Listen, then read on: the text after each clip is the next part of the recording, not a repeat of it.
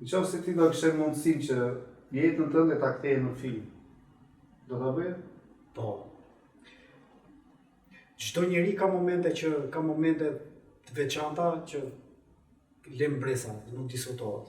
Cila do ishte ai momenti që do të jetë atë kulmi në film, se filmi ka një kulm, ti e di. Ti ka kulminante. Cila do ishte e bazë? I kam shumë personale dhe shumë intime të drejtë. Më këtë. Po që do doj ta bëj. Pa diskutim. Edhe libër i kam qenë. Se kjo tingëlloni çik kështu, kjo duket tamam se snobizëm. Por nuk me çdo njeri ka thënë në mënyrë metaforike, ka të librin e vet jetës. Edhe që ti shkruaj, që t'ja lej pasardhësve vet, është një trashëgimi shumë e pasur me dorë. Pse? Ne nuk njohim sër gjyshrit tanë.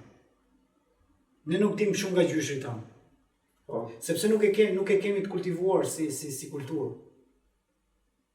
Ne e dim thjesht që kam gjyshin, kam padur një gjysh, ka qenë mësues, s'ka rëndësi, traktorist, por ti nuk di shumë mbi jetën atij. Pse? Sepse ti duke ditur... Po të gjëre, po në fund në mendim edhe mua... Jo, po është shumë e vërtet. Ti duke ditur mbi jetën atij, ti kupton jetën tënde.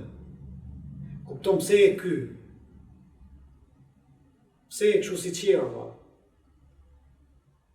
Është ajo rrënjë biologjike e fisit, që nga mënyra të menduarit e tjera.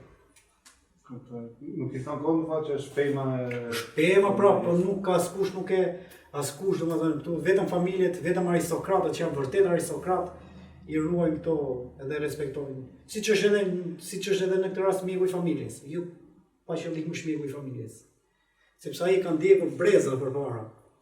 Edhe e di për shembull, filan smunde e ka pasur stërgjyshja e stërgjysjes tënde. Edhe ti e kupton pse të ndodhin smundet e gjërat e tjera.